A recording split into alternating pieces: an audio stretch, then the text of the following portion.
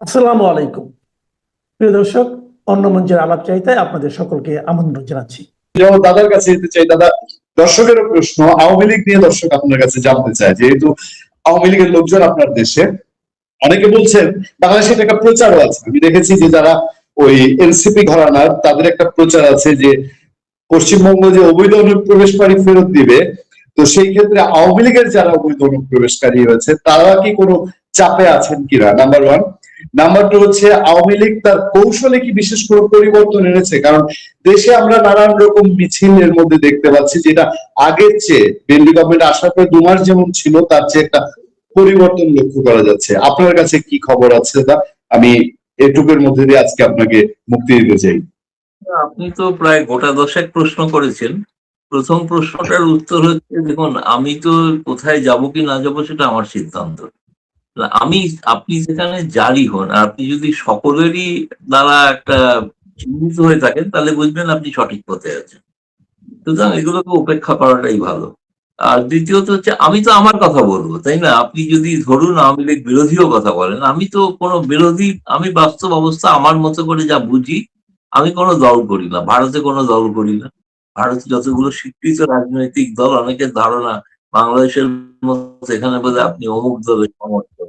কোন দলেরই সমর্থক নই, কোন দলেরই, সব দলেরই বিরোধী, সব দলেরই সমর্থক। যাই হোক, এটাকে আমার মনে হয় না খুব একটা গুরুত্ব দেওয়ার প্রয়োজন আছে। এক। দুই হচ্ছে যে, আহ, আপনি যেটা প্রথম দ্বিতীয় প্রশ্ন করেছিলেন, যে সেটা হচ্ছে যে আওয়ামী লীগের লোকেরা, আমি যদি মনে করতে পারি আর কি, যে আওয়ামী লীগের লোকেরা কোনো চিন্তিত। আওয়ামী লীগের লোকেরা এখানে, তারা অনুপ্রবেশকারী নয়, তারা এখানে আমন্ত্রিত অতিথি। অতিথি যারা যখন এসেছিলেন, তাদের বিরুদ্ধে কারোর কোনো মামলা ছিল না। মামলাগুলো তারা চলে আসার পরে, তো সেগুলোকে জানাতে হবে কি ধরনের মামলা হয়েছে, কি ধরনের অপরাধে তারা অপরাধী। সেগুলো তো নির্দিষ্ট অনেক মেকানিজম আছে, তাই না? বারবার এত তাদেরকে বারবার বোঝানো বিরক্তিকর হয়ে যায়। তারা দয়া করে বন্দি প্রত্যর্পণ চুক্তিটা পড়ুন। কেউ তো এখানে বন্দি নয়, চুক্তিটা তো বন্দি প্রত্যর্পণ চুক্তি। তো বন্দি কি হয়েছেন নাকি? কেউ পুলিশ আটক করেছে নাকি? আপনি বলতে পারেন হাদিস হত্যাকারীদের পুলিশ আটক করেছে, সেখানে প্রশ্ন আসবে বন্দি প্রত্যর্পণ। শেখ হাসিনা হোক, বাকি যারা হোক, তাদের কেউ বন্দি নন, তাই না? তাদের প্রসঙ্গে হঠাৎ বন্দি প্রত্যর্পণ চুক্তি এসব তোলা ফলাই তো হাস্যকর। মানে পড়াশোনা দাবিকরণ করেছেন, কিন্তু আমার মনে হয় এত মূর্খ আমি কোনো দেখিনি। একটা, মানে যারা দায়িত্বে আছেন তাদের কথা বলছি, বাংলাদেশের অনেক মানুষ শিক্ষিত বন্দি আছে, ফলে জিতার কোনো প্রশ্নই নেই। তারা চাপে আছেন, কোনো চাপে নেই, কোনো চাপে নেই। প্রথম কথা হচ্ছে, বাংলাদেশে তো আওয়ামী লীগের লোকেরা আছেন সংখ্যাটা বোধহয় খুব বেশি হলেও আমার মতো 600 থেকে 700, তার বেশি নয় ভারত সরকারের তথ্য অনুসারে। 4 কোটি বাংলাদেশে আওয়ামী লীগের মানুষ দেশে আছে, এবং আমি জানি তারা রুখে দাঁড়াবে। তাদের রুখে দাঁড়ানোর জন্য, যদি তারা রুখে দাঁড়ান, যেটা করার করণীয়, প্রয়োজনে ভারত পাশে দাঁড়াবে 71-এর মতো। এটাও আমি বললাম, আমি বারবার বলছি, সেটাও বলছি। এবং শেখ হাসিনা যেটা বলেছেন, তিনি ফিরবেন, তিনি কবে ফিরবেন, কিভাবে ফিরবেন, পরের কথা। এই সরকারকে বাধ্য করা হবে আওয়ামী লীগের উপর থেকে রাজনৈতিক নিষেধাজ্ঞা প্রত্যাহার করতে। নাহলে আপনি বুঝতে পারছেন না যে ভারতের সঙ্গে স্বাভাবিক সম্পর্ক হচ্ছে না? মুখে বলা হচ্ছে খুবই স্বাভাবিক, কোনটা স্বাভাবিক আপনি দেখছেন? ভিসা কি চালু হয়েছে? চালু হয়নি তো। পর্যটন ভিসা চালু হয়নি, এখনো হয়নি। কবে হবে? সকলেই বলছেন হবে হবে হবে। এখনো পর্যন্ত মেডিকেল ভিসার জন্য লোকে দরবার করছেন, মেডিকেল ভিসাও সঠিক হয়নি, তাই না? কোনটা স্বাভাবিক হয়েছে? আপনি বলছেন এখনো পর্যন্ত ভারত এবং বাংলাদেশের মধ্যে প্রায় 70টার উপরে দ্বিপাক্ষিক মেকানিজম আছে, একটারও বৈঠক শুরু হয়েছে? গঙ্গা চুক্তি তো শেষ হবে এই 26-এ, একটাও কি শেষ হয়েছে? কোনো শুরু হয়েছে আলোচনা? যে আলোচনাটা শুরুই হয়নি, সেই আলোচনাটা শেষ হবে কি করে এই বছর, তাই না? আমি তিস্তা বিস্তা তো বাদই দিলাম, অন্য প্রসঙ্গে। হ্যাঁ, যেটা হবে, যেটা বুঝতে পারছেন, সেটা সত্যি কথা। শুভেন্দু অধিকারী বা তার সরকার যেটা করেছেন, মমতা বন্দ্যোপাধ্যায় সরকার যে জমিগুলো দিতে পারেননি, সেই জমিগুলো তারা দেওয়ার বিএসএফ এর হাতে তুলে দেবেন। সে নিয়ে অনেক বাদ বিতণ্ডা হবে বলেই আমার আশঙ্কা। ফলে তাতে সম্পর্কে আমি খুব উন্নতি লক্ষ্য করছি না, আরো অবনতি দেখছি। এক। আর পদ্মার ওখানে যে বাঁধ ইত্যাদি নির্মিত হবে, ওটা যে ঘোষণার জন্য ঘোষণাই, ওখান থেকে ওটা দেখবে কয়েক লক্ষ মানুষকে গ্রামকে গ্রাম উচ্ছেদ করতে হবে। সেটা কি পারবেন? বর্তমান বাংলাদেশের যে অবস্থা, যে ধরনের আর্থিক পরিস্থিতি, মানুষ আর কয়েকদিন পর রাস্তায় নামলো বলে, এবং সেইখানে আপনি গ্রামকে গ্রাম উচ্ছেদ করে জলাধার বানাবেন, কয়েক লক্ষ মানুষকে উচ্ছেদ করতে হবে, সেটা তিস্তা ডেল্টা প্রজেক্টই হোক আর গঙ্গার চুক্তি প্রজেক্টই হোক। একটা জলাধারও বার করতে পারবেন না আগামী জীবদ্দশার মধ্যে। তারেক রহমানের জীবদ্দশার মধ্যে একটা জলাধার হবে না। জলাধার তৈরি করার ঘোষণাটাই যথেষ্ট, ভারতেও করা যাবে না। কারণ আমাদের দুটো দেশে যে না এত ঘন জনবসতি, ডেন্সিটি অফ পপুলেশন এত বেশি, এত মানুষকে উচ্ছেদ করতে হবে, আপনি গুলি করে মেরে উচ্ছেদ করতে হবে, নইলে উচ্ছেদ করতে পারবেন না। আপনাকে গ্রাম ছেড়ে চলে যাবে মানুষ। জলাধার মানে বোঝেন? আপনি যে জলাধার তৈরি করবেন, সেই জলাধারের জন্য আপনাকে সেই এলাকার মানুষের সম্মতি চাই, সেই কৃষকদের সম্মতি চাই। আর নিম্ন বাংলাদেশে সেখানে হচ্ছে অত্যন্ত উর্বরা জমি, প্রায় 4 ফসলও সেখানে ফসল হতে পারে, যেমন বাংলায় হয়। ফলে আমার কাছে মনে হয়েছে এগুলো ঘোষণার জন্য ঘোষণা, দুর্ভাগ্য। এবং আজকে বাংলাদেশের মানুষ বুঝতে পারছেন। আজকে আমরা রাশিয়ান এম্বাসি থেকে একটা বিবৃতি পেলাম যে কিভাবে রূপপুর বিদ্যুতে ইউরেনিয়াম ভর্তি করা হয়েছে। তার ফলে আপনারা এখন বিদ্যুৎ পাচ্ছেন, আপনারা মেট্রো রেলে যাতায়াত করতে পারছেন, আপনারা পদ্মা সেতু দিয়ে যাতায়াত করতে পারছেন। সবটাই শেখ হাসিনার অবদান। তিনি গণতন্ত্রের জন্য হয়তো অনেক কিছু তার খামতি থাকে, কিন্তু বাংলাদেশের সার্বিক উন্নয়নের জন্য যা করেছিলেন, তার সময় পর্যন্ত ভারতের থেকে মাথা পিছু আয় বাংলাদেশের বেশি ছিল। আমরা অত্যন্ত বলি, এখানে আমরা তর্ক করি, কেন বাংলাদেশিদের দায় পড়েছে আসামে আসবে? আসামের অর্থনীতি অনেক নিচে, কেন আসবে? তারা তো একসময় একটা অ্যাম্বাসেডর বলেছেন আমাদের বাংলাদেশিদের এখন আয় এত বেশি, তারা মেডিটেরিয়ান সিতে সুইমিং করতে যেতে পারে, ফলে তাদের তো আসার দরকার নেই। তবে এগুলো রাজনীতির জন্য বলা হয়ে থাকে, এগুলো নয়। কিন্তু আসল পরিস্থিতি যেটা, এগুলো হচ্ছে সমস্তটাই হচ্ছে মানুষকে বিভ্রান্ত করার জন্য, অন্য কোনো কারণ নয়। প্রকৃতভাবে যদি আপনাকে সম্পর্ক তৈরি করতে হয়, ভারত যে প্রস্তাবগুলো দিয়েছে যৌথ মেকানিজমের বৈঠকগুলো শুরু করার, একটাও কেন তারিখ এখনো দেননি? এই প্রশ্নটা করুন আপনারা আপনাদের সরকারের কাছে, কেন একটাও তারিখ দিচ্ছেন না? আপনি গঙ্গা চুক্তি নিয়ে যৌথ রিভার কমিশনের বৈঠকের জন্য একটা তারিখ কেন দিচ্ছেন না, যে অমুক তারিখ থেকে আমরা রাজি আছি, শুরু করব? আপনি তো করছেন না। আপনি পাকিস্তানের সঙ্গে চুক্তি করছেন মিউচুয়াল লিগাল অ্যাসিস্ট্যান্স, যেটা ভারতের সঙ্গে করেছিলেন। ওখান থেকে জঙ্গি আর এখান থেকে হিজবুত তাহরির কি আলাদা হবে নাকি এই চুক্তি? মানে কি চুক্তি? চুক্তি মানে কি? কিছুই তো মানে বোঝা যাচ্ছে না। আপনার পাকিস্তানের সঙ্গে মিউচুয়াল লিগাল অ্যাসিস্ট্যান্স মানে ভারতের অপারেশন সিন্দুরের বিরুদ্ধে যে জেনারেল লড়াই করেছিল, তিনি বাংলাদেশের ঢাকায় বসে আছেন, 26 জন লোক নিয়ে কাতার থেকে এসছেন। কি জন্য এসছেন? ভারতের সঙ্গে সুসম্পর্ক তৈরি করে দেওয়ার জন্য নাকি?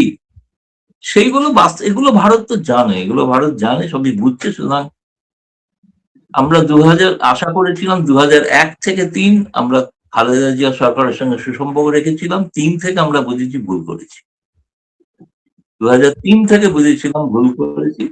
এবং আমার মনে হয় সেই শিক্ষাটা আপনাদের যারা সাংবাদিক এসেছিলেন এখানকে, তাদেরকে বুঝিয়েও দেওয়া হয়েছে যে আমরা কিন্তু অতীতটা ভুলিনি।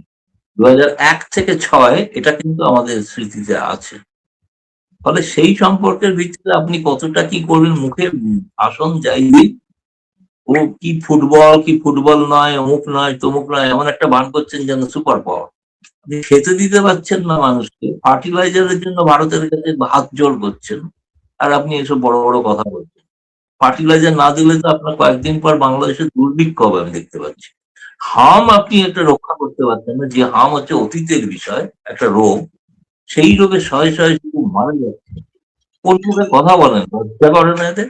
শেখ হাসিনা ছিল বলে তো বেঁচে গিয়েছিল কোভিড এর সময় এইসব বিএনপি নেতারা, তাদেরকে ভ্যাকসিন দিয়েছিলেন শেখ হাসিনা।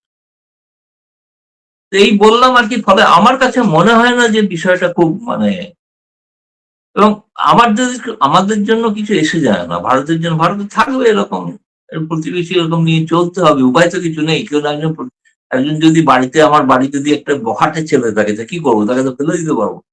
বখাটে ছেলেকে চেষ্টা করবো বোঝানো, যদি না বুঝতে পারে তো কি করবো? দু একটা চট থাপ্পড় মারবো মাঝে মাঝে। এই আর কি। বক্তব্যগুলো বাংলাদেশের রাজনীতিবিদরা বিশেষ করে এনসিপি নেতৃবৃন্দ প্রতিনিয়ত বলছেন যে শুভেন্দু অধিকারী তো শেখ হাসিনাকে ফেরত পাঠাবেন বলে দিয়েছিলেন, এবার ফেরত পাঠিয়ে দেখ বাংলাদেশের বিমানবন্দরে, বাদ বাকিটা আমরা দেখবো। আমি একটু জানতে চাই কলকাতার বর্তমান পরিস্থিতি কেমন, যে সাম্প্রদায়িক বলি বা নির্বাচন পরবর্তী যে সহিংসতা তৈরি হয়েছিল সেটা এখন কোন পর্যায়ে আছে বাংলাদেশে? অনেকে আশঙ্কা করেন যে কলকাতার ওইটা যদি আরো বাড়ে এটার এফেক্ট বাংলাদেশে পড়তে পারে, বাংলাদেশে যারা ধর্মভিত্তিক রাজনীতি করে তারা বেশি এটা সুযোগ নিতে পারে। আপনি কি মনে করছেন যেমন গৌতম লাহিড়ী, তারপর আমরা অন্য আলোচনার সাবজেক্টে যাব। এখন একটা জিনিস পরিষ্কার যে ভারতীয় জনতা পার্টির যেটা আদর্শ সেটা তো হচ্ছে গোপন কিছু না, এটা তারা প্রকাশ্যেই সেটা বলে থাকে। 100 বছর আগে ভারতের প্রতিষ্ঠা হয়েছিল, একই সঙ্গে প্রতিষ্ঠা হয়েছিল ভারতের কমিউনিস্ট পার্টি। কমিউনিস্ট পার্টির কোনো অস্তিত্ব নেই।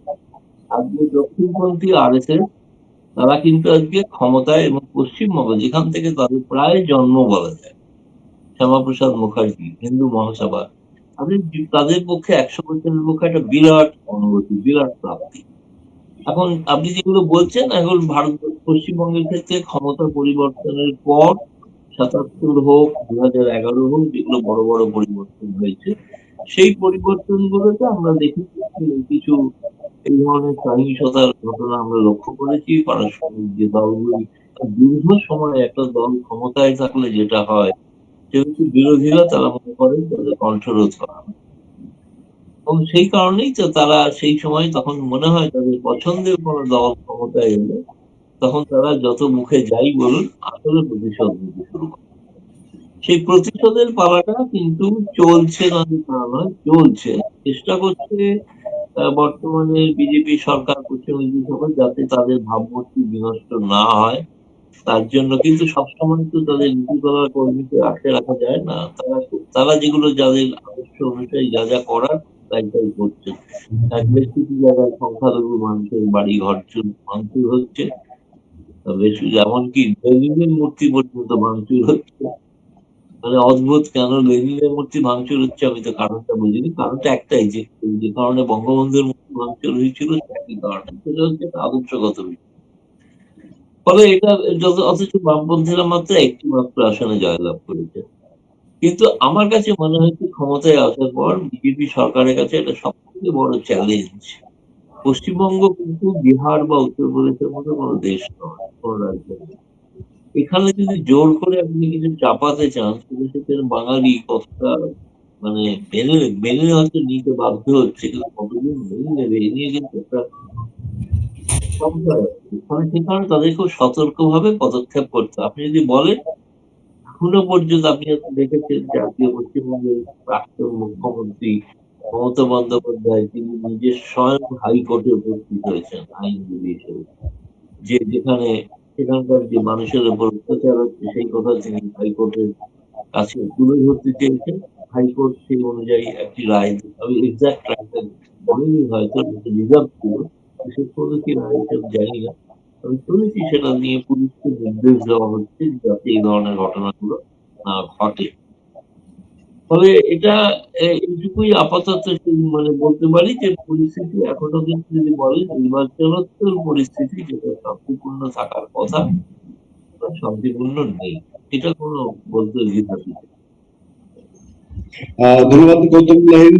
আমি মোহন বাবুর কাছে যাওয়ার আগে গৌতম দা আপনার কাছে আরেকটু আমার জানার আছে, সেটা হলো হঠাৎ করে কেন যেন মনে হচ্ছে যে মানে ধরেন আমেরিকার সঙ্গে আমাদের একটা চুক্তি হয়েছে, আবার ইন্ডিয়ার সাথে আমরা বলছি খুব ভালো সম্পর্ক চাই, ইন্ডিয়াও বলছে সম্পর্কটা ভালো চাই, মুসলিমদের থেকে আমরা অনেক পরিবর্তন চাই, আমরা চায়নার সঙ্গেও ভালো সম্পর্ক চাই, আমরা আমাদের নীতিটাই এরকম যে সবার সাথে ভালো সম্পর্ক আসলে গড়ে দিতে হয়। কিন্তু ওইসব দেশে আলাদা আলাদা ইন্টারেস্ট আছে, আমাদের দেশের মানুষের মধ্যে অনেক আলাদা, যে আমরা কি আমেরিকা যা চায় তাই সম্পূর্ণ মানতে হবে, চায়না মানে আমি ভারতীয় নাগরিক হিসেবে আপনার কাছে জানতে যাচ্ছি যে এই যে বাকি দুই দেশ, এটা আপনাদের সঙ্গে রিলেটেড, যে বাংলাদেশ নিয়ে কি হবে, চায়নার সাথে কি হবে, আমেরিকার সঙ্গে কি হবে, ইন্ডিয়ার চোখে ব্যাপারটা কেমন আমি একটু বোঝার চেষ্টা করছি। প্রথমত আপনার কাছে কি মনে হয়? দেখুন, ইন্ডিয়ার পক্ষে ইন্ডিয়া ও আমেরিকার সঙ্গে সুসম্পর্ক রাখার চেষ্টা চলছে, যদিও এখনো কোনো বাণিজ্য চুক্তি স্বাক্ষরিত হয়নি।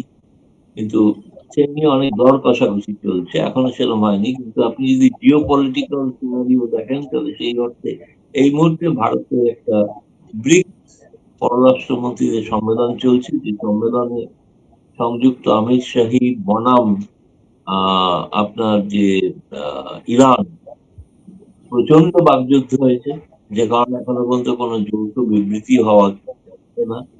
এবং সেক্ষেত্রে আমি যেটা দেখতে পাচ্ছি যে ভারতের ভূমিকা অনেকটা আমেরিকার দিকে ঝুঁকে আছে, ঝুঁকে নেই যে তা না। কারণ বাংলাদেশের যে ঘটনা ঘটছে, পট পরিবর্তন ঘটছে, এই মুহূর্তে বাংলাদেশ বিষয়টা ভারত অনেকটাই আমার মনে হয় অনেকটা, আমি বলবো যে উপেক্ষা করে রয়েছে বা ছেড়ে দিয়েছে, যেটা যেরকম ঘটছে ঘটুক। পরে মানে এই মুহূর্তে ভারতের কাছে আমার মনে হয়েছে কতটা সাম্প্রতিক সময়ের দিক থেকে বাংলাদেশিরা মনে করেন যে ভারত সবসময় বাংলাদেশ নিয়ে ভাবছে। ভারতের ভাবনার বিষয় এত বেশি এখন, বাংলাদেশটা অনেক পিছিয়ে গেছে ভাবনা, অগ্রাধিকারের দিকে। এটা যেমন হচ্ছে হোক, তখন তারপরে দেখা যাবে বাকি বিষয়গুলো নিষ্পত্তি হওয়ার পর বাংলাদেশের বিষয়টা তখন হয়তো ভাবা যেতে পারে। বাংলাদেশকে একটা বিশেষ কোনো বিরাট গুরুত্ব দিচ্ছে ভারত, এরকম কোনো ব্যাপার না। ধন্যবাদ দাদা। আমি একটু সৈয়দ মামুন মাহবুবের কাছে যেতে চাই। মামুন ভাই, আমরা আপনার আমাদের ছোটবেলা থেকে আমরা শুনে এসেছি ফারাক্কা ফারাক্কা ফারাক্কা একটা অনেক বড় ইস্যু। বাংলাদেশ ফারাক্কা ব্যারেজ নির্মাণ করছে, আবার চীন তিস্তা প্রকল্পে ইনভেস্ট করতে পারে শোনা যাচ্ছে, যদিও আমেরিকার সঙ্গে বাংলাদেশ একটু শক্তিশালী চুক্তি। আপনাকে আমি মনে করে দিতে চাই, শেখ হাসিনার জন্য এটা মেনটেন করা খুব কষ্টকর হয়েছিল।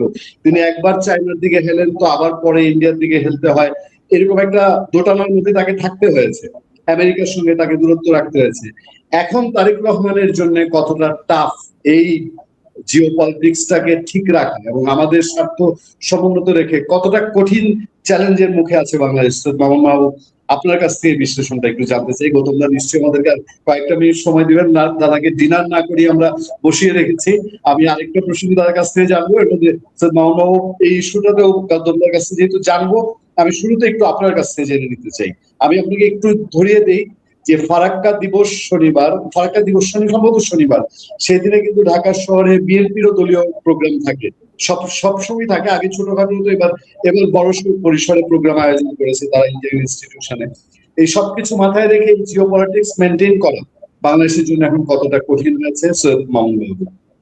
জি ধন্যবাদ। না, এটা তো এখনো কঠিন, অতীতও কঠিন, ভবিষ্যতও কঠিন থাকবে। উইনস্টন চার্চিল একটা কথা বলতেন যে একটা দেশের পররাষ্ট্রনীতি কখনো স্থির থাকে না, স্ট্যাগনেন্ট থাকে না। এইটা সময় থেকে সময় ভ্যারি করে। দেশের স্বার্থ আগে। ধরেন আমাদের মহান মুক্তিযুদ্ধের সময় চীন শুধু আমাদের মুক্তিযুদ্ধের বিরোধিতাই করেনি, চীন বাংলাদেশকে স্বীকৃতি দিয়েছিল বঙ্গবন্ধুকে নির্মমভাবে হত্যাকাণ্ডের পর। তো সেই হিসাবে যদি ধরেন কিংবা মুক্তিযুদ্ধের বিরোধিতার কথা যদি বলেন, তাহলে আমেরিকার পাশাপাশি চীন আন্তর্জাতিক রাজাকার নাম্বার 2 নম্বর রাজাকার দেশ। কিন্তু শেখ হাসিনা 96 সালে প্রধানমন্ত্রী হওয়ার পর তার প্রথম বিদেশ সফর ছিল চীন। কারণ ততদিনে গঙ্গা যমুনার পানি অনেক গড়িয়েছে, পদ্মার পানি। চীনের সঙ্গে আমাদের নানা রকম সম্পর্ক করতে হয়েছে, যেরকম ভারত, মার্কিন যুক্তরাষ্ট্র, সোভিয়েত রাশিয়া, কিংবা তারও আগে ধরেন যখন বিশ্ব 2 ভাগে বিভক্ত ছিল, মানে পরাশক্তিগুলো, একটা ন্যাটো আর একটা ওয়ার্স প্যাক্ট। সোভিয়েত ইউনিয়নের নেতৃত্বে কমিউনিস্ট দেশগুলো ওয়ার্স প্যাক্ট, আর মার্কিন যুক্তরাষ্ট্র, কানাডারা, ইউরোপ, পশ্চিম ইউরোপরা মিলে আপনার ন্যাটো।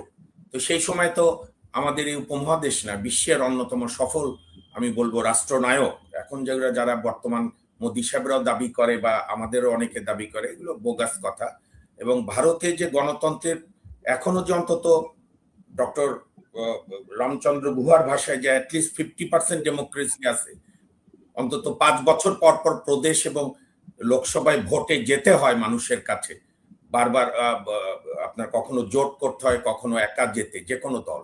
তো তার জন্য তো আপনার জওহরলাল নেহরুর একটা অসাধারণ অবদান। তিনি, আমি এটা আমার মুখ থেকে না, ইন্দিরা গান্ধীকে যে পার্লামেন্টে আনসিটেড করেছিল হেমনারায়ণ, আপনার বিখ্যাত একটা কেসে, এখনকার যে আন্দোলন করেন বুদ্ধিজীবী প্রশান্ত ভূষণের বাবা, নিশ্চয়ই গৌতম দা জানেন, শান্তিভূষণ চক্রবর্তী খুব নামকরা আইনজীবী ছিলেন, জনতা সরকারের আইনমন্ত্রীও ছিলেন। ইন্দিরা গান্ধীকে সিটিং প্রাইম মিনিস্টারকে এলাহাবাদের হাইকোর্ট বলেছিল তার আসন শূন্য। উনি বলেছিলেন যে হাজার আইন কানুন বানান, নির্বাহী প্রধান যদি আন্তরিক না থাকে তাহলে সেই দেশে অন্যান্য প্রতিষ্ঠান দাঁড়ায় না। তো সেইটা জওহরলাল নেহরু করেছিলেন, যার ফলে ভারতে গণতন্ত্রের অ্যাটলিস্ট একটা কাঠামো দাঁড়িয়ে আছে, এটা ভালো দিক। জওহরলাল নেহরু, মার্শাল টিটো, ওনারা মিলত জোট নিরপেক্ষ আন্দোলন করলো। তো সুতরাং এইটাকে খুব শার্পলি হ্যান্ডেল করতে হবে। তার আগে গৌতম দা যেহেতু কমিউনিস্ট পার্টিগুলো এবং বিজেপির যেটা ইডিওলজিক্যাল অর্গানাইজেশন বা তাদের গার্ডিয়ান অর্গানাইজেশন আরএসএস এর কথা বলেছে, আরএসএস 1925 সালে হয়েছে, ভারতের কমিউনিস্ট পার্টি হয়েছিল 1920 সালে। হ্যাঁ, এটা সত্যি যে আরএসএস এর বিকাশের, এবং আমাদের বাংলাদেশেও পূর্ব পাকিস্তানও কমিউনিস্ট পার্টি হয়েছিল 1948 সালে ভারত বিভক্তির পরে, এবং জামাত ইসলামও হয়েছিল 47 সালে। তো দুই দেশেই কমিউনিস্ট পার্টির ক্ষয়িষ্ণু অবস্থাটা জনগণের দুর্দশা বাড়িয়ে দিয়েছে, এবং তিন দেশেই মানেন আর না মানেন, মহাত্মা গান্ধী কিংবা গোলওয়ালকার, দীনদয়াল উপাধ্যায়, সরি মহাত্মা গান্ধী না, মার্জনা করবেন, মোহাম্মদ আলী জিন্নাহ, মুসলিম লীগের যে দ্বিজাতি তত্ত্ব, একটা অন্ধ মানবতা বিরোধী তত্ত্ব, ধর্মের ভিত্তিতে দেশ। আবার আরএসএস 1935 সালে বলেছিল স্বাধীন ভারতের শত্রু হবে দুটো গোষ্ঠী, একটা মুসলমান, একটা হিন্দু, এবং তার বিরুদ্ধে দাঙ্গা চললেও মহাত্মা গান্ধী, জওহরলাল নেহরু, আপনার মৌলানা আজাদ, বল্লভভাই প্যাটেল সহ তারা একটা অসাধারণ ভূমিকা নিলেন। বাইরে যখন রক্তপাত হচ্ছে, একে অপরের ধর্ম দেখে খুন জবাই করছে, কেউ নারায় তকবীর বলে, কেউ জয় শ্রীরাম বা বন্দে মাতরম বলে, তখন ভারতের সংবিধান বলল যে না, আমরা ধর্মনিরপেক্ষ ভারত বানাবো, যারা চলে গেছে, আমরা ঠেকাতে পারিনি, যারা আছে তাদের নিয়ে। সেই রাজনীতি তো ভারতেও নাই। ভারতেও তো আমরা শুনি যে ধর্মের ভিত্তিতে ভারত হবে, হিন্দুস্তান, হিন্দু, এই হবে ভারত। যার ফলে ভারতের এই সাম্প্রদায়িক রাজনীতি আমাদের দেশের সাম্প্রদায়িক রাজনীতিকে উৎসাহিত করে, আমাদের দেশের সাম্প্রদায়িক রাজনীতি উৎসাহিত হয় ভারতের সাম্প্রদায়িক রাজনীতি। যে কারণে যেভাবেই বলুক, আমি একজন গণতন্ত্রে বিশ্বাসী মুক্ত মনা মানুষ হিসাবে মনে করি বিজেপির এই বিশাল জয় নিশ্চয়ই কোনো প্রগতিশীল মানুষকে সুখী করবে না। হ্যাঁ, এর অনেক কারণ থাকতে পারে, মমতা ব্যানার্জিদের নানা দুর্নীতি, অত্যাচার, দলীয়করণ, তার ভাস্তার অত্যাচার, আমাদের এখানে যেরকম শেখ হাসিনার পরিবারতন্ত্রের দুর্নীতি, দুঃশাসন। তো যাই হোক, আমি বিশ্বাস করি ভারতে কংগ্রেস, ইভেন ক্ষয়িষ্ণু বামপন্থীরা বা মমতারাও লড়াই করবে। আর আমাদের বাংলাদেশের মানুষদের, ইভেন আপনারাও দায়ী মিডিয়ার, সব বাদ দিয়ে খালি পশ্চিমবঙ্গের খবরই প্রচার করেন। বিজেপি যে আরো 2টা প্রদেশে হেরে গেছে সেগুলো আপনারা গুরুত্ব দিয়ে আনেন না। মানে আপনাদের কাছে ইন্ডিয়া হচ্ছে পশ্চিমবঙ্গ পর্যন্ত। পশ্চিমবঙ্গের একটা মুখ্যমন্ত্রী কি বললো না বললো কি এসে যায়? ভারতের সেন্ট্রাল গভর্নমেন্ট তো 14 সাল থেকে মোদি আছে, এবং শেখ হাসিনাকে রাখার আগে ভারতে তো সর্বদলীয় বৈঠক হয়েছে, এবং তারা বৈঠকের সিদ্ধান্ত নিয়েছে শেখ হাসিনাকে তারা আতিথ্যতা দেবেন। আর এখন যেটা আপনি যে কারণে আমি শেষ করি, প্রগতিশীলদের ঐক্যবদ্ধ হতে হবে যার যার দেশে। আমি ব্যক্তিগতভাবে, এটা আমার বিশ্বাস, ধর্মের ভিত্তিতে রাজনীতি এটা ব্রিটিশদের রেখে যাওয়া গুড়। ব্রিটিশরা যে জায়গায় দেশ ছেড়েছে তার আগে একটা গুড় লাগিয়ে গেছে। গুড় লাগানোর গল্প জানেন তো, যে একটা লোক শয়তান গুড় লাগিয়েছিল, গুড়ের পাশাপাশি পিঁপড়া এসেছিল বিয়ের আসরে, পিঁপড়া দেখে বিড়াল এসেছিল, বিড়াল দেখে কুকুর এসেছিল, কুকুরে দেখে শিয়াল জড়ো হয়েছিল, মাঝখান থেকে বিয়েটাই পণ্ড হয়ে গেছে।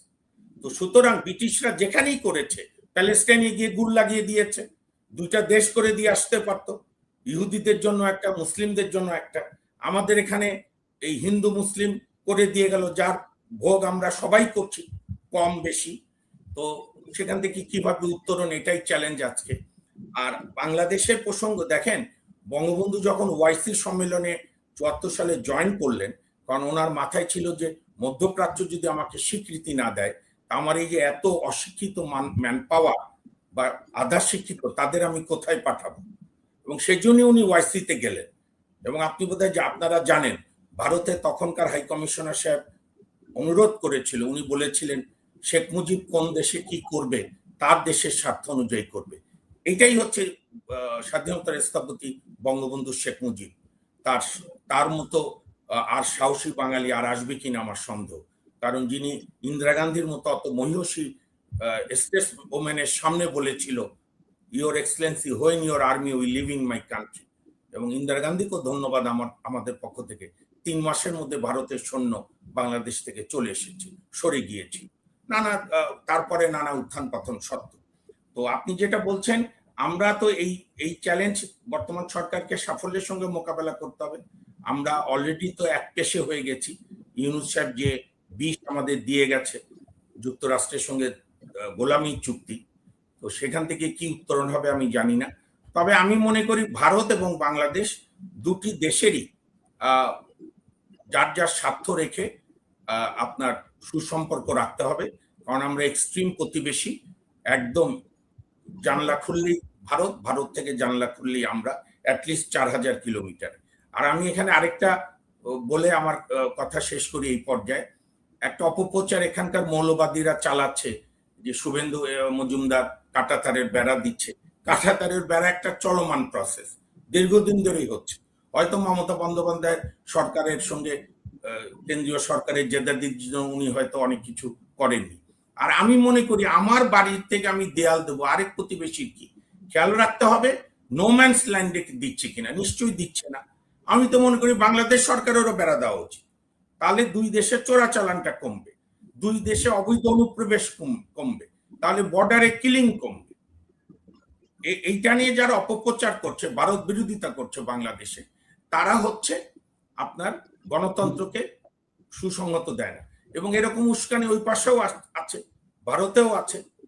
আপনি একটা কথা মনে রাখবেন, গৌতম দা জানে কিনা, 93-94 সালে আমাদের বাংলাদেশে আমরা ছাত্র আন্দোলনের স্লোগান দিতাম, গোলাম আজম আদভানি দুই ভাই, এক দড়িতে ফাঁসি চাই। কারণ তখন আদভানি বাবরি মসজিদ ভাঙার জন্য রথযাত্রা করছে, আর এখানে গোলাম আজমের বিচারের জন্য আমরা জাহানারিমার নেতৃত্বে গণ আদালত করছি।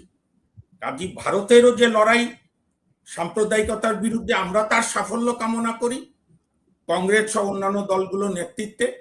আমাদের এখানেও আমরাও চাই আমাদের এই মৌলবাদ বিরোধী আন্দোলন তীব্র হোক। তবে যেহেতু ভারতে এখন বিজেপির সরকার, নিশ্চয়ই তাদের সঙ্গে আমাদের সম্পর্ক স্বাভাবিক রাখতে হবে, আমাদেরও স্বার্থ বজায় রাখতে হবে। আবার ভারতেরও যাতে আমাদের এখান থেকে কোনো ভারত বিরোধিতার নামে জঙ্গিবাদকে আমরা এখানে ভারতের বিচ্ছিন্নতাবাদীদের প্রশ্রয় না দিই, সেটাও আমাদের বন্ধু রাষ্ট্র হিসাবে সতর্ক থাকতে হবে। বাংলাদেশের গণমাধ্যমগুলোর সংবাদ শিরোনাম দেখে প্রশ্ন উঠতে পারে, আওয়ামী লীগের কার্যক্রমের উপর কি নিষেধাজ্ঞা উঠে গেছে?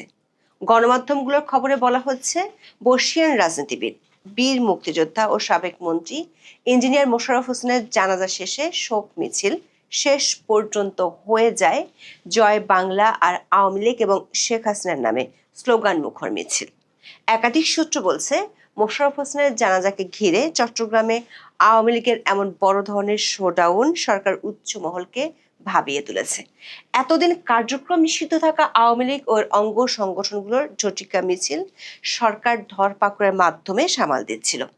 আওয়ামী লীগের কার্যক্রম নিষিদ্ধ রাখার জন্য সন্ত্রাস বিরোধী আইনের সংশোধনী পাশ করার পাশাপাশি সরকারি পক্ষগুলো সুপ্রিম কোর্ট বার কাউন্সিলের মতো পেশাজীবী সংগঠনের নির্বাচনে জোর করে দলটির সমর্থকদের নির্বাচন থেকে দূরে রেখেছে। তাতে ফল হয়েছে উল্টো, সমালোচনা দেশ ছাড়িয়ে দেশের বাইরে ছড়িয়ে পড়েছে। সম্প্রতি ব্রাহ্মণবাড়িয়া সহ বেশ কয়েকটি জেলায় বড় বড় মিছিল, ছাত্রলীগ কর্মীদের কৃষকদের ধান কেটে দেওয়ার মতো কর্মসূচি সরকার ঊর্ধ্বতন মহলের চিন্তাকে বাড়াচ্ছিল। এরই মধ্যে ইঞ্জিনিয়ার মোশাররফ হোসেনের জানাজার পর যে ধরনের শোডাউন কার্যক্রম নিষিদ্ধ থাকা দলটি করেছে তা নিয়ে চট্টগ্রাম থেকে শুরু করে ঢাকায় সরকারের সর্বোচ্চ পর্যায়ে আলোচনা হয়েছে। সরকারের শীর্ষ মহল যেখানে সরকারি ব্যানারে বঙ্গবন্ধুর নাম দেখে তেলে বেগুনে জ্বলে উঠছে, সেখানে আওয়ামী লীগের এত বড় শোডাউনের পর করণীয় কি হতে পারে তা নিয়ে আলোচনাও হয়েছে। সরকার একটি সূত্র বলছে, এতদিন আওয়ামী লীগ ফেরত আসতে পারে এমন ভয় দেখিয়ে জুলাই সনদ ও সংবিধান সংস্কার ইস্যুতে জামাত এনসিপিকে মাঠের আন্দোলন থেকে দূরে রেখেছে।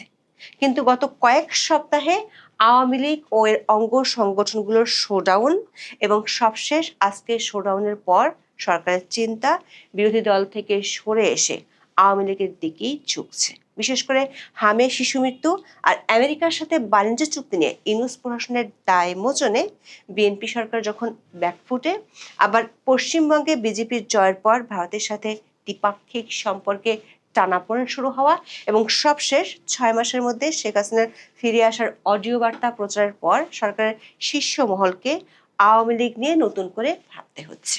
24-এর 5ই আগস্ট ক্ষমতার পট পরিবর্তনের পর আওয়ামী লীগের 130 জনের মতো সাবেক মন্ত্রী ও সংসদ সদস্য এ পর্যন্ত গ্রেপ্তার হয়েছেন।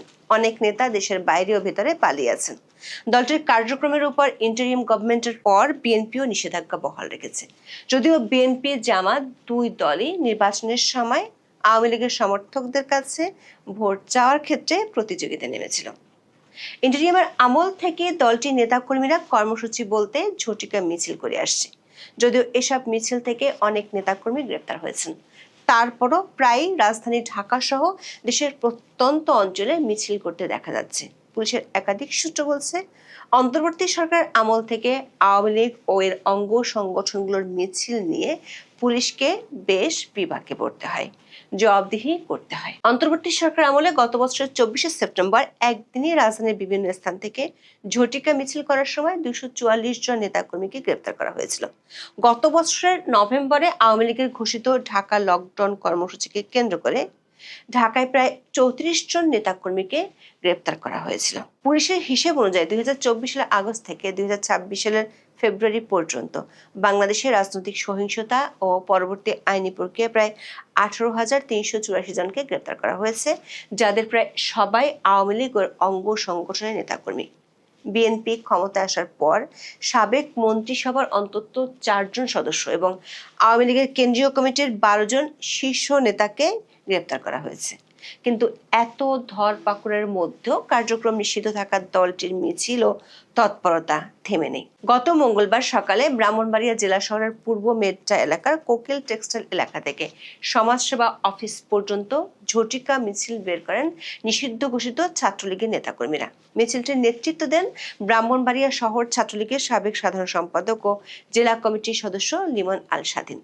এই মিছিলটির ভিডিও সামাজিক যোগাযোগ মাধ্যমে ভাইরাল হওয়ার পর তা নিয়ে ব্যাপক আলোড়ন দেখা দেয়। পরদিন ছাত্রলীগের কয়েকজন নেতাকর্মী কৃষকের পাকা ধান কেটে দিচ্ছেন এমন একটি ভিডিও সামাজিক যোগাযোগ মাধ্যম ফেসবুকে ছড়িয়ে পড়ে। ঘটনাটি ঘটেছে মঙ্গলবার শরীয়তপুরের জাজিরা উপজেলার কুন্ডেরচর এলাকায়। দৈনিক প্রথম আলোর খবরে বলা হয়েছে, পদ্মাবাহিত জাজিরা উপজেলার কুন্ডেরচর ইউনিয়নের একটি গ্রামে ছাত্রলীগের 10 থেকে 12 জন নেতাকর্মী এক কৃষকের ধান কেটে দিয়েছেন। তাদের ধান কাটার একটি ভিডিও সামাজিক যোগাযোগ মাধ্যমে ছড়িয়ে পড়েছে। ভিডিওতে দেখা যায় 10 থেকে 12 জন তরুণ জাতীয় পতাকা, আওয়ামী লীগ ও ছাত্রলীগের দলীয় পতাকা হাতে নিয়ে একটি ধান খেতে বিভিন্ন ধরনের স্লোগান দিচ্ছেন। তারা কার্যক্রম নিষিদ্ধ আওয়ামী লীগের সভাপতি শেখ হাসিনা এবং শরীয়তপুর 1 আসনের সাবেক সংসদ সদস্য ইকবাল হোসেনের পক্ষে বিভিন্ন স্লোগান দিচ্ছেন। এরপর তারা একজন কৃষকের ধান কেটে দিচ্ছেন।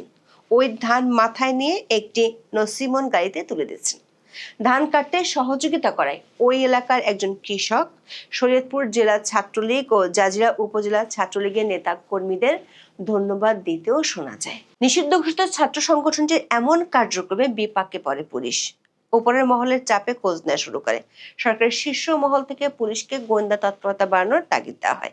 13ই মে যখন এ নিয়ে আলোচনা চলছিল, তখন সাবেক সংসদ সদস্য ও বীর মুক্তিযোদ্ধা ইঞ্জিনিয়ার মোশাররফ হোসেনের মৃত্যুর খবর আসে। প্রকৌশল বিদ্যায় পড়াশোনা করা মোশাররফ হোসেন একাধারে বর্ষিয়ান রাজনীতিবিদ, মুক্তিযুদ্ধের সংগঠক ও সফল শিল্পপতি ছিলেন। এই মুক্তিযোদ্ধা 1 নম্বর সেক্টরের সাব সেক্টর কমান্ডার ছিলেন। যুদ্ধের সময় বিভিন্ন গুরুত্বপূর্ণ অপারেশনের নেতৃত্ব দেন তিনি। 1972 সালের সংবিধান প্রণেতাদের অন্যতম মোশাররফ হোসেন চট্টগ্রামের মিরসরাই আসন থেকে আওয়ামী লীগের প্রার্থী হিসেবে 6 বার এমপি হন। আমৃত্যু তিনি ছিলেন আওয়ামী লীগের সভাপতি মণ্ডলীর সদস্য। 1996 সালে তিনি বেসামরিক বিমান পরিবহন ও পর্যটন মন্ত্রণালয়ের মন্ত্রীর দায়িত্ব পালন করেন। পরে গৃহায়ন ও গণপূর্ত মন্ত্রী হিসেবেও দায়িত্ব পালন করেন। 2022 সালের 7 ডিসেম্বর রাজধানীর পল্টনে বিএনপি কার্যালয়ে হামলা ও বিএনপি কর্মী মকবুল হত্যার ঘটনায় করা মামলায় 2024 সালের 27 অক্টোবর রাজধানীর বসুন্ধরা আবাসিক এলাকা থেকে মোশাররফ হোসেনকে গ্রেপ্তার করেছিল গোয়েন্দা পুলিশ। পরে আরো বেশ কিছু মামলায় তাকে গ্রেপ্তার দেখানো হয়। কারাগারে থাকা অবস্থায় অসুস্থ হয়ে পড়লে 2025 সালের 5 ফেব্রুয়ারি চট্টগ্রাম মেডিকেল কলেজ হাসপাতালে ভর্তি করা হয় তাকে। 2025 সালের 14 আগস্ট সব মামলায় জামিন পেয়ে কারাগার থেকে বেরিয়ে আসেন তিনি। এরপর থেকে শ্বাসতন্ত্রের জটিলতা সহ নানা শারীরিক অসুস্থতার কারণে হাসপাতালে ভর্তি ছিলেন। 13 মে তিনি হাসপাতালে চিকিৎসাধীন অবস্থায় মারা যান। 14 মে চট্টগ্রামে হাজারো মানুষের উপস্থিতিতে এই বর্ষিয়ান রাজনীতিবিদের জানাজা হয়। তাকে শেষ শ্রদ্ধা জানাতে জানাজায় মানুষের ঢল নামে। বৃহস্পতিবার বেলা 11:15টায় চট্টগ্রাম নগরে জমিয়তুল ফালাহ মসজিদ মাঠে তার জানাজা অনুষ্ঠিত হয়। এর আগে সকাল 10টা থেকে জানাজায় অংশ নিতে বিভিন্ন শ্রেণী পেশার মানুষ জড়ো হতে থাকেন। জানাজা শেষ হতেই মরদেহ নিয়ে রাখা হয় অ্যাম্বুলেন্সে। তখনই মাঠের চারপাশ থেকে হাজারো সহযোদ্ধা, রাজনৈতিক সহচর ও অনুসারীরা অ্যাম্বুলেন্স ঘিরে স্লোগান ধরেন। তাদের কণ্ঠে ওঠে বীর চট্টলার মোশাররফ ভাই, আমরা তোমায় ভুলি নাই, জয় বাংলা, জয় বঙ্গবন্ধু, শেখ হাসিনা আসবে, বাংলাদেশ হাসবে স্লোগান। নেতা কর্মীরা স্লোগান ধরে প্রিয় নেতার মরদেহবাহী গাড়ির সঙ্গে জমিয়াতুল ফালাহ মসজিদ মাঠ থেকে বের হয়ে আসেন। এই সময় পুলিশ সদস্যরা মাঠের মূল ফটকে দাঁড়িয়ে থাকলেও তাদের করার কিছুই ছিল না। সামাজিক মাধ্যমের কল্যাণে মুহূর্তে ভিডিও ছড়িয়ে পড়লে সরকার উচ্চ মহলেও এ নিয়ে আলোচনা শুরু হয়। যদিও সিএমপির পক্ষ থেকে আগে থেকেই ব্যাপক নিরাপত্তা ব্যবস্থা নেওয়া হয়েছিল, কিন্তু আওয়ামী লীগ এত বড় শোডাউন কিভাবে করলো সে বিষয়টি ভাবনায় ফেলেছে সরকারকে। কারণ বিএনপি ও সরকারের শীর্ষ মহল আওয়ামী লীগকে ছাড় না দেওয়ার সিদ্ধান্ত নিয়ে রেখেছে।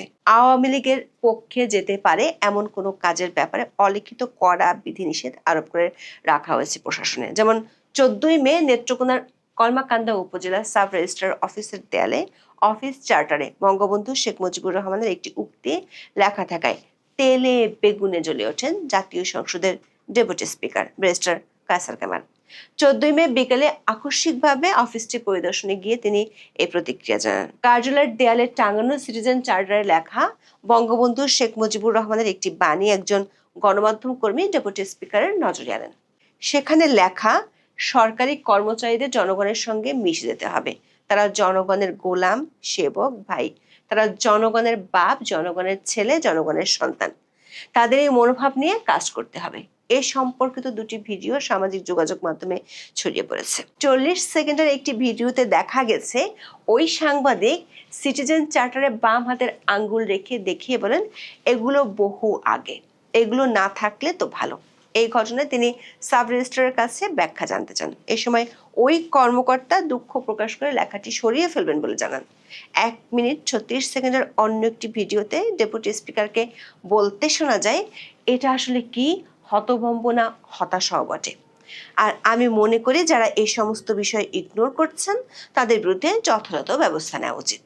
এ ব্যাপারে আইনগত ব্যবস্থা নেওয়া উচিত। প্রশ্ন হলো, ডেপুটি স্পিকার কায়সার কামাল নিজেই আইনের লোক এবং তিনি ডেপুটি স্পিকার হয়েছেন বর্তমান সংবিধান অনুযায়ী। সেই সংবিধানে বঙ্গবন্ধুকে সর্বোচ্চ সম্মান দেওয়া হয়েছে। বিএনপি আবার বিরোধী দলকে কথায় কথায় সংবিধান রক্ষার ছবকও দেয়। তাহলে বিএনপির ডেপুটি স্পিকার কেন একটি চার্টারে বঙ্গবন্ধুর একটি উক্তি দেখে তেলে বেগুনে জ্বলে উঠলেন? সূত্রগুলো বলছে, সাম্প্রতিক সময়ে আঞ্চলিক ভূ রাজনীতিতে কিছু নাটকীয় পরিবর্তন বিএনপিকে আওয়ামী লীগের বিষয়ে আরো ভাবিয়ে তুলেছে। এমনকি বিরোধী দল জামাত ও এনসিপি আওয়ামী লীগ সুবিধা নিতে পারে এই আতঙ্কে সরকার বিরুদ্ধে আন্দোলনে যাচ্ছে না। দৈনিক যুগান্তরের এক রিপোর্টে বলা হয়েছে, রাজনীতির মাঠে প্রকাশ্যে হাকডাক যতই থাক না কেন, ক্ষমতাসীন বিএনপি ও জামাত ইসলামী নেতৃত্বাধীন বিরোধী দল কেউই আপাতত একে অপরের বিরুদ্ধে কঠোর অবস্থানে যাচ্ছে না। রিপোর্টটিতে বলা হয়েছে, সরকার ও বিরোধী দলের মধ্যে সংঘাতময় পরিস্থিতি তৈরি হলে তাদের কার্যক্রম নিষিদ্ধ আওয়ামী লীগের রাজনীতিতে ফেরার সুযোগ তৈরি হবে। আর এমন পরিস্থিতিতে বিপদ বাড়তে পারে বলে 3 দলের মধ্যে আলোচনা আছে। বলা হচ্ছে, আওয়ামী লীগ দেশের রাজনীতিতে ফের ক্ষমতা যেতে পারলে কাউকে ছাড় দেবে না, বরং বিএনপির তুলনায় জামাত ও এনসিপি আওয়ামী লীগের বড় শত্রু এমন আলোচনা আছে। সংশ্লিষ্টদের মতে রাজনীতিতে এসব আলোচনা ও পর্যালোচনার মুখে বিরোধীদের সরকার বোঝাতে চাইছে যে অতিরিক্ত কঠোর আন্দোলনে গেলে দেশে নতুন রাজনৈতিক সমীকরণ তৈরি হতে পারে। তাছাড়া বিষয়টি বিরোধী দলের নেতারাও জানেন। সরকার এমন কৌশলের উদ্দেশ্য হলো জামাতের সামনে দৃশ্যমান করা যে তারা বেশি কঠোর অবস্থানে গেলে আওয়ামী লীগের ফেরার সুযোগ তৈরি হতে পারে। অনেকের মতে 3 দলের মধ্যে আওয়ামী লীগের ব্যাপারে এক ধরনের ভীতিও রয়েছে। ফলে রাজনীতির মাঠে যতই কঠোর অবস্থান দেখা যাক না কেন, আওয়ামী লীগ এবং শেখ হাসিনা প্রশ্নে শেষ পর্যন্ত বিএনপি, জামাত ও এনসিপি ঐক্যবদ্ধ থাকবে বলে রাজনৈতিক পর্যবেক্ষকরা মনে করছেন। কিন্তু বাস্তবতা হলো গত কয়েক সপ্তাহে আওয়ামী লীগ ও অঙ্গ সংগঠনগুলোর শোডাউন ব্যাপক হারে বেড়েছে। এই শোডাউনগুলো সরকারের চিন্তা বাড়াচ্ছে, কারণ নতুন আঞ্চলিক ভূ রাজনৈতিক পরিস্থিতি। পশ্চিমবঙ্গে গেরুয়া দলের জয়ের পর পুশিন আর সীমান্তে বেড়া দেয়া নিয়ে ভারত ও বাংলাদেশের সম্পর্কে নতুন মোড় নিয়েছে। ভারতীয় ভিসা উন্মুক্ত করার কথা থাকলেও সেটি খুব সহসা না হওয়ার শঙ্কা দেখা দিয়েছে। এর মধ্যে শেখ হাসিনা 6 মাসের মধ্যে দেশে ফেরার ঘোষণা সম্বলিত অডিও ক্লিপ ভাইরাল হয়েছে। সরকার একটি সূত্র বলছে, এসব বিষয়ের কারণে আওয়ামী লীগের নেতাকর্মীদের মধ্যে উজ্জীবিত ভাব তারা দেখছেন। যদিও কার্যক্রম নিষিদ্ধ থাকায় দলটির পক্ষে আনুষ্ঠানিক কোনো সভা সমাবেশ করা সম্ভব নয়। কিন্তু পুলিশের একাধিক সূত্র বলছে 17ই মে দলটির সভানেত্রী শেখ হাসিনার স্বদেশ প্রত্যাবর্তন উপলক্ষে তারা বড় ধরনের শোডাউন করতে চায়, এমন খবর পুলিশের কাছে আছে। বিষয়টি নিয়ে পুলিশকে তৎপর হতেও বলা হয়েছে। তবে পুলিশের কয়েকজন কর্মকর্তা বলেছেন, সারা দেশে অনেক বেশি সংখ্যক খণ্ড খণ্ড মিছিল হলে পুলিশের পক্ষে ঠেকানো সম্ভব নয়, কারণ এরই মধ্যে ব্যাপক ধরপাকড় করেও তেমন কোনো ফল পাওয়া যায়নি। সম্মানিত দর্শক, আজকে যে বিষয়টি নিয়ে আলোচনা করব, অনুরোধ যে প্রথমে আপনারা বিষয়টিকে নেগেটিভ অর্থে নেবেন না। তারেক রহমান সাহেবের দুইকুলই অন্ধকার। দুইকুল বলতে আমি যেটা বোঝাচ্ছি যে তার রাজনীতির পূর্ব এবং পশ্চিম যেটা রয়েছে। আমাদের রাজনীতির উত্তর দক্ষিণ নেই, পূর্ব এবং পশ্চিম রয়েছে। তো সেই পূর্ব এবং পশ্চিম বলতে যা বোঝায় সেটি এখনো পর্যন্ত তারেক রহমান সাহেবের জন্য ইতিবাচক নয়। যে সমস্যা শেখ হাসিনার ছিল, ঠিক একই সমস্যা তারেক রহমান সাহেবের জন্য একেবারে বোঝা ভরে শাকের আটি। মানে এমনি একে নতুন সরকার, 2 নম্বর হলো যে এই সরকারের মধ্যে জামাতের লোক, আওয়ামী লীগের লোক, বিএনপির লোক, এনসিপির লোক, ভারতের লোক, আমেরিকার লোক, চীনের লোক ভরা। তিনি কাউকে বিশ্বাস করতে পারছেন না, তিনি কাউকে নির্ভর করতে পারছেন না। যে লোকের ধরুন পররাষ্ট্রমন্ত্রী নিজের না, যে লোকের স্বরাষ্ট্রমন্ত্রী সম্পর্কে তার প্রতিপক্ষরা যে সকল কথাবার্তা বলছে, এই কথাবার্তার কোনো সদুত্তর দলের পক্ষ থেকে কেউ দিতে পারছে না। যেখানে স্বরাষ্ট্রমন্ত্রী বলছে অমুকের, অমুক ব্যক্তির, অমুক রাষ্ট্রের, অমুক অমুক, এই সমস্ত বাজে কথার একটা উত্তর বিএনপির পক্ষ থেকে দেওয়া যাচ্ছে না। স্বরাষ্ট্রমন্ত্রী নিজেও দিচ্ছেন না, তার পক্ষে কেউ কথা বলছে না।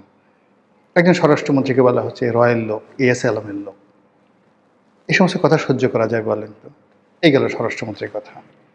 ফলে এই স্বরাষ্ট্রমন্ত্রীর ডান দিকে যদি তার থাকে, বাম দিকে যদি আপনার পররাষ্ট্রমন্ত্রী থাকে, এই আমেরিকার লোক, এই ইউনুসের লোক, এই ডিপ স্টেটের লোক। কিন্তু এ লোক কোনো কিছুরই না ধরেন, কিন্তু এ লোক যে বিএনপির না, এটা তো সত্য। তো এই বিষয়গুলো এখন তারেক রহমান সাহেব ধরেন তার স্বরাষ্ট্রমন্ত্রী, তার পররাষ্ট্রমন্ত্রী, তাদের ব্যাপারে তাকে চোখ বুঝে নির্ভর করতে হবে। এর চেয়ে গুরুত্বপূর্ণ মন্ত্রণালয় বাংলাদেশের দ্বিতীয়টি নেই, দুটোই গুরুত্বপূর্ণ মন্ত্রণালয় আছে। গেল সেন্ট্রাল ব্যাংকের অর্থ ব্যবস্থা, এখানে এই ভদ্রলোক আসলেন গভর্নর হয়ে। ওনার সঙ্গে দলের কি সম্পর্ক? মানে সবচেয়ে এই মুহূর্তে অর্থমন্ত্রীর চাইতেও গুরুত্বপূর্ণ হলো বাংলাদেশ ব্যাংকের গভর্নর। এই ভদ্রলোকের সঙ্গে বিএনপির কী সম্পর্ক, অর্থনীতির কী সম্পর্ক, তারেক রহমান সাহেবের কী সম্পর্ক, আমরা কিছুই জানি না। কিন্তু উনি সরকারের সবচেয়ে গুরুত্বপূর্ণ 3 নম্বর যে পদটি সেন্সিটিভ, সেখানে এসে বসলেন। এরপরে ধরেন সরকারের পরিকল্পনা মন্ত্রণালয়, মানে যদি বলা হয় বাংলাদেশকে যদি আগামীতে এগিয়ে নিতে পারে, সেটা হলো পরিকল্পনা মন্ত্রণালয়। সেখানে মন্ত্রীকে জুনায়েদ সাকি, সে তার দলের লোক নয়, এটাই সে প্রথম এমপি, এটাই সে প্রথম মন্ত্রী। রাজপথে দাঁড়িয়ে জোরে জোরে কথা বলা, হাত উঁচু করে কথা বলা, এইগুলো ছাড়া তো 2 কলম লিখতে পারে। আর প্রথম আলোর প্রমোশন মানে মতিউর রহমান, মাহফুজ আনাম গংদের বাই প্রোডাক্ট। এছাড়া এই ছেলের একটা পরিকল্পনা মন্ত্রণালয় চালানোর যোগ্যতা আছে। আপনারা যদি কেউ আমাকে বলতে পারেন, বা ওই ছেলে যদি আমাকে বলতে পারে যে রনি ভাই আমার এই পরিকল্পনা মন্ত্রণালয় চালানোর যোগ্যতা আছে, I can do better than you, আপনার সে ভালো করতে পারে, অন্য কারো দরকার নেই, হাতে চুরি পরে ঢাকা শহরে ঘুরব, তাকে আপনি বাংলাদেশের মানে অর্থ মন্ত্রণালয়ের চাইতেও পরিকল্পনা মন্ত্রণালয়ে আপনি বসিয়ে দিয়েছেন। ফলে আপনার কোন কুল আছে?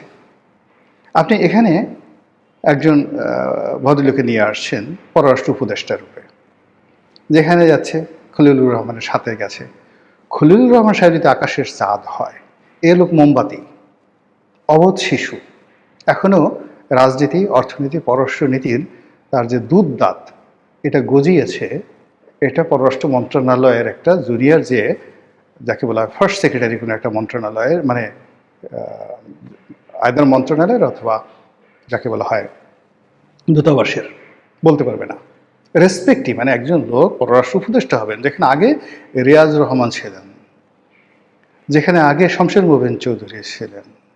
শমশের মোবিন চৌধুরীর মতো মানুষ ওই সময়টাতে বেগম জিয়াকে যেভাবে ভারতে নিয়ে সংবর্ধনা দিয়েছিলেন, মনমোহন সিং স্বয়ং এয়ারপোর্টে এসে তাকে রিসিভ করেছেন, একজন শমশের মোবিন চৌধুরীকে, চৌধুরীর কারণে।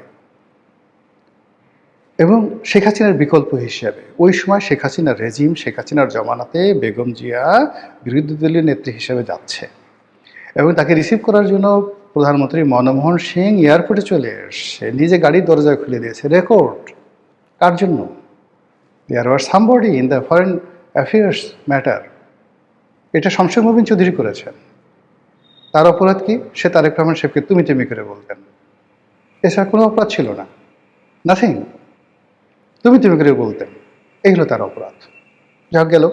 এখন এখানে যে আসছে, হুমায়ুন কবির যে আসছে, সে হয়তো তারেক রহমান সাহেবকে সালাম করেন, ভাইয়ে ভাইয়ে ডাকেন বা স্যার ডাকেন, কিন্তু এগুলো দিয়ে তো চীনের সাথে বাণিজ্য হবে না, এগুলো দিয়ে তো ভারতের সাথে কূটনীতি হবে না, এগুলো দিয়ে আমেরিকার সঙ্গে বার্গেনিং হবে না। তো যেটা বলছিলাম যে সেই দিক থেকে আপনি যে তার যে কোন দিকটা আলোক উজ্জ্বল আছে, সে একজনকে স্বাস্থ্যমন্ত্রী বানিয়েছেন। এখন সর্দার সাখাওয়াত হোসেন বকুল আমাদের খুব ঘনিষ্ঠজন, আমার খুব আপনজন ব্যক্তি। তিনি he is a political master, just like political master, কিন্তু মানে তাকে সাহায্য করার জন্য যে একটা গ্রুপ দরকার পলিটিক্যাল মাস্টার হিসেবে, এই পদগুলোতে যে ধরনের ধরেন ডক্টর রুহুল হক ছিলেন, ডক্টর আব্দুল মতিন ছিলেন, বিএনপির জমানাতে, আওয়ামী লীগ জমানাতে ডক্টর রুহুল হক ছিলেন, তারা যেভাবেই মন্ত্রণালয়টা চালাতে পারতেন। নাসিম সাহেবরা কী করেছেন? নাসিম সাহেব দুর্নীতির স্বর্গরাজ্য তৈরি করে ফেলেছেন। এরপরে এখানে এই যে জাহিদ মালিক আসছে, দুর্নীতির বিশ্ব রেকর্ড করে ফেলেছেন। যখন এখানে রুহুল হকের বিরুদ্ধে দুর্নীতির অভিযোগ আছে, but there is a limited. কিন্তু আপনি দেখেন এই যে ডক্টর সামন্তলাল সেনকে শেখ হাসিনা শেষ পর্যায়ে দিয়েছেন, ইট ওয়াজ ওয়াইডলি প্রশংসিত, এবং এখন সব বাংলাদেশের মানুষ সবাই বলে সে বাংলাদেশের সর্বকালের সেরা স্বাস্থ্যমন্ত্রী। কিন্তু ওনার সাথে আমার এমন সম্পর্ক, মানে কি বলবো, সে রুহুল হকের রুমে গিয়ে ঢুকবে, মন্ত্রণালয়ে ঢুকবে, এরকম একটা পার্স তার ছিল না। সে এসে সামন্তলাল এসে দেখি যে ঢাকা মেডিকেলের যে ডিরেক্টর তার রুমে বসে আছে, তার রুমে বসে আছে। উনি দিন, আমি তখন সংসদ সদস্য, আমার ছেলে হাসপাতালে অসুস্থ ছিল ঢাকা মেডিকেলে, আমি সে অনুযায়ী ডিরেক্টর রুমে বসে আছি। তো সে ডিরেক্টর মুস্তাফিজুর রহমান ছিল তখন, ব্রিগেডিয়ার মুস্তাফিজুর রহমান ছিল ডিরেক্টর, যেটা ওষুধ প্রশাসনের পরে ডিজি হয়েছিলেন। তো তাকে বলছে স্যার আমাকে একটু মন্ত্রণালয়ে ঢোকার ব্যবস্থা করে দেন। সে বলে যে আমি কীভাবে ঢুকাবো? তখন আমি সামন্তলালকে নিয়ে গেলাম, শুধু নিয়ে গেলাম না, সামন্তলালও জীবিত, শুধু ওনাকে আমার গাড়িতে নিয়ে গেলাম, মন্ত্রণালয়ে ঢুকালাম, এবং ওনাকে সোজা নিয়ে মানে স্বাস্থ্যমন্ত্রী মিটিংয়ে ছিলেন, সে স্বাস্থ্যমন্ত্রীর সামনে রুলকের সামনে নিয়ে বললাম যে আপনি এই ফাইলটা দেখেন, প্রধানমন্ত্রীর ফাইল, এই ফাইলটা আপনি ওকে করে দেন। আর ওই কাজটা যদি 2010 সনে আমি না করতে পারতাম, তাহলে আজকে যে বার্ন ইউনিটটা এটা তৈরি হতো না। এখন এইটা সাক্ষী সামন্তলাল। দ্বিতীয় সমস্যা হলো ওই যে ঢাকাতে শেখ হাসিনা বার্ন ইউনিট যেটা হয়েছে, ওখানে এখন যে পরিচালক আছে ডক্টর নাসিরও আমার খুব ঘনিষ্ঠ বন্ধু। তো ডক্টর নাসির ওখানে একটা হলো মামলা দিয়ে বসলো, ওখানে একটা পেট্রোল পাম্প ছিল, পেট্রোল পাম্পের মালিক মামলা দিয়ে বসলো। এই সামন্তলাল সবাই মিলে তারা ওই ডক্টর নাসিরকে দায়িত্ব দিল এই মামলাটা নিষ্পত্তি করার জন্য। ডক্টর নাসির আমার কাছে আসলো, হাইকোর্টে রিট করতে হবে। আমি তখন এই যে পরে আওয়ামী লীগের যে মন্ত্রী হয়েছে সমর রেজাউল করিম, সেই সমর রেজাউল করিমকে বললাম যে ভাই আপনি এই মামলাটা করে দেন। সেই মামলাটা করে দিল। সামন্তলালের পক্ষ থেকে তাকে 2 লাখ না 3 লাখ টাকাও দেওয়া হয়েছিল, সে টাকাটা ফেরত 2 লাখ টাকা পয়সায় নেয়নি। তা আজকের এত বড় একটা জিনিস হলো, এখানে যে গোলাম মোল্লা রনি নামক একজন মানুষ আছে, এখানে যে সামন্তলাল আছে, এখানে যে ডাক্তার নাসির আছে। তো ডাক্তার নাসির তো বিএনপির লোক, কিন্তু বিএনপির লোক হওয়া সত্ত্বেও সে সামন্তলালের সঙ্গে তার সম্পর্ক ছিল সবচেয়ে ভালো। তারপরে সে এখন এই বার্ন ইনস্টিটিউটের সে পরিচালক। কিন্তু এই বার্ন ইনস্টিটিউটটা বিল্ডিং করা থেকে শুরু করে এই ডাক্তার নাসিরের যে ভূমিকা, তার যে কর্তৃত্ব, সে না হলে ডাক্তার নাসিরের না হলে এটা হতো না। আবার সেই ডাক্তার নাসিরকে এখান থেকে বদলি করে, সে যখন সবচেয়ে ভালো কাজ করেছে তাকে বদলি করে আওয়ামী লীগের যারা বদমাশগুলো আছে তাকে ফরিদপুরে পাঠিয়ে দিয়েছে, তার চাকরি নিয়ে টানাটানি। তো ওই সময় আমরা তো তাকে সাহায্য করেছি, সহযোগিতা করেছি। তো এইভাবে এই কাজগুলো আসলে যখন একটা মন্ত্রণালয় চলে, সেখানে পলিটিক্যাল কানেক্টিভিটি থাকলে সেখানে ভালো হয়। এখন সর্দার শাখাওয়াত হোসেন বকুল, তিনি এই জায়গাটাতে তিনি যে ভালো করবেন, এই ভালো করার জন্য দে আর মাস্ট হ্যাভ রিজন। বিএনপি দীর্ঘদিন এখানে ডক্টর জাহিদ যেভাবে করতে পারতেন, এইভাবে এই মন্ত্রণালয়ে ওনার পক্ষে এই মুহূর্তে সম্ভব না। কিন্তু তিনি প্রচণ্ড দৌড়াদৌড়ি করতেছেন, বক্তব্য দিচ্ছেন, ডেইলি মানে ফাটাকেস্টের মধ্যে ঘুরে বেড়াচ্ছেন, কিন্তু ফলাফল শেষ পর্যন্ত ঘোড়ার ডিম আসবে। এবং যদি দুর্নীতির অভিযোগ এসে যায় আগের মতো, আপনারা আশ্চর্য হতে পারবেন না। বিকজ স্বাস্থ্য মন্ত্রণালয়ের সিন্ডিকেটটা এত শক্তিশালী, এত বিরাট ব্যাপক যে ওখানে আসলে নিয়ন্ত্রণ করা very tough, very very tough. Anyway, যেটা বলছিলাম যে চীন টাকা দেবে না, এর কারণে পররাষ্ট্রমন্ত্রী গেছেন, চীনের রাষ্ট্রদূত তারেক রহমান সাহেবকে নিমন্ত্রণ জানিয়েছেন ভিজিটের জন্য। কিন্তু এই মুহূর্তে যেটি দরকার সেটি হলো আনলিমিটেড টাকা দরকার।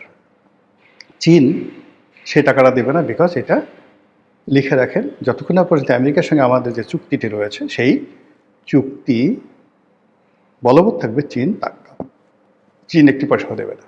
আর চীনের হাত থেকে যদি এইভাবে বাজেটের সাপোর্ট না পায়, সরকার পরিচালনা করা, বাজেট টেনে নেওয়া, এটা মানে এই মুহূর্তে এটা বলতে গেলে দুরূহ একটা বিষয়। দ্বিতীয়ত হলো যে আমেরিকাকে পৃথিবীতে কেউ কখনো সুখী করতে পারেনি, যেখানে সৌদি আরব পারেনি, কাতার পারেনি, যেখানে কুয়েত পারছে না, যেখানে ইরান পারেনি। ইরানের মতো এত ঐতিহ্যবাহী একটা রাষ্ট্র, তারা তো আমেরিকার সাথে সম্পর্ক রক্ষা করার চেষ্টা করেছে। তাদের প্রথম থেকে সুদীর্ঘকালের আমেরিকার সঙ্গে তাদের বন্ধুত্ব, সেটা তারা পারেনি। ইভেন খমেনি চেষ্টা করেছে, হয়নি।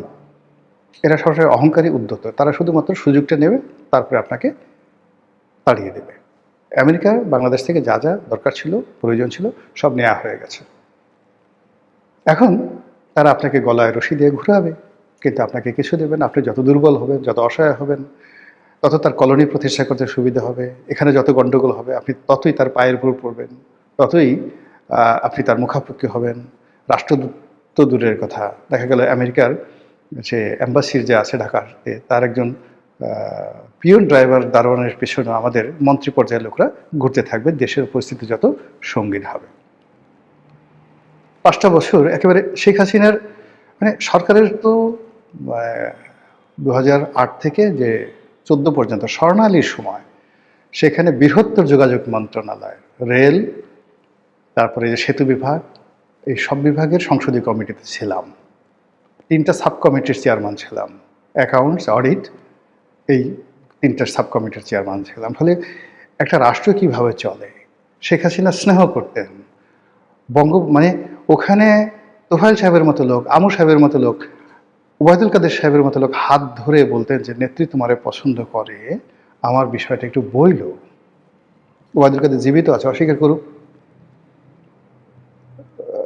তোফায়েল ভাই জীবিত আছেন, আমি উভয় জীবিত আছেন। ক্ষমতার এত কাছাকাছি থেকে শেখ হাসিনার নাম ব্যবহার করে ঢাকা শহরে এক কাপ চা খেয়েছি, যদি কেউ বলতে পারে 2 হাত কেটে ফেলবো, 2 হাত কেটে ফেলবো। ওই জিনিসগুলো হয়নি। ফলে রাষ্ট্র কিভাবে চলে, ডিজিএফআইরা কি করে, এই জিনিসগুলো তো সিআইএ কি করে, এফবিআই কি করে, র কি করে, এই জিনিসগুলো আমরা যারা রাষ্ট্র পরিচালনার সঙ্গে সম্পৃক্ত ছিলাম এগুলো আমাদের মুখস্থ। ফলে এই কাজগুলো এখন যেভাবে চলছে ভালোভাবে চলছে না। সরকারে যারা কর্তা ব্যক্তি আছেন তারা এই জিনিসগুলো ভালোভাবে চালাতে পারছেন না, পারবেন বলেও মনে হচ্ছে না। মহান আল্লাহ আমাদের সবাইকে হেদায়েত দান করুন এবং হেফাজত করুন। আসসালামু আলাইকুম রহমতুল্লাহি ওয়া বারাকাতুহু।